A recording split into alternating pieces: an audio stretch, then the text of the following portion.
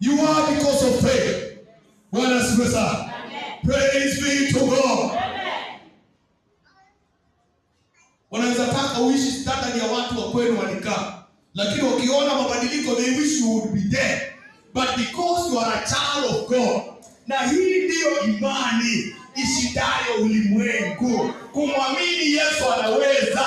Magonjwa yaje left, right, center, naamini Yesu anaweza, naamini Yesu anainua, naamini Yesu ananitembeza.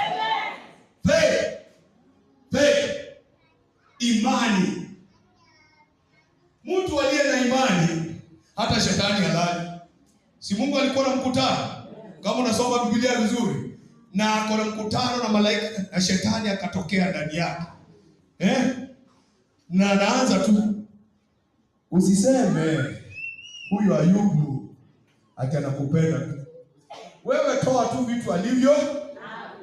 Toa tu. Uone. Mungu akasema enda tu.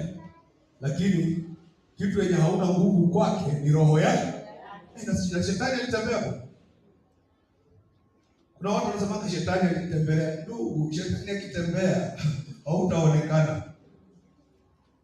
The devil visited Job. Job alizika kwa wiki watu wangapi? Biblia inasema huyu alipokuwa ngali akinena, mwingine akatokea. Tulipokuwa tunafanya hivi na hivi, ngamia imeenda, hii imeenda. Mimi tu ndio nimebaki kukuletea habari. Baada ya kuzungumza mimi nimeleta habari. When the devil comes, my brother, anakuja na nguvu zote. How I pray you be in faith.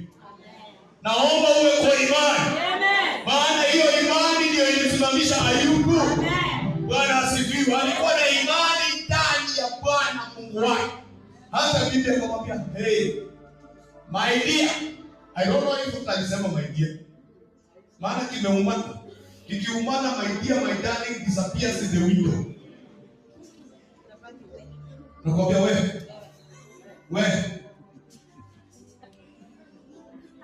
Bwana asifiwe sana. Na tupalilie hiyo sehemu sana Maana naambiwa couples wakipigiana simu unasikia tu anaona tu ya mkaka ni masema. Hello, ulikuwa unasema nini? Asemi my dear, anasema sema. Sasa mke wa Ayubu anasema wewe bwana. Hii maombi yako hii hakuna kitu kinatusaidia sasa. Sasa wewe tusi Mungu tutembeane tukienda. Tuendane tukienda.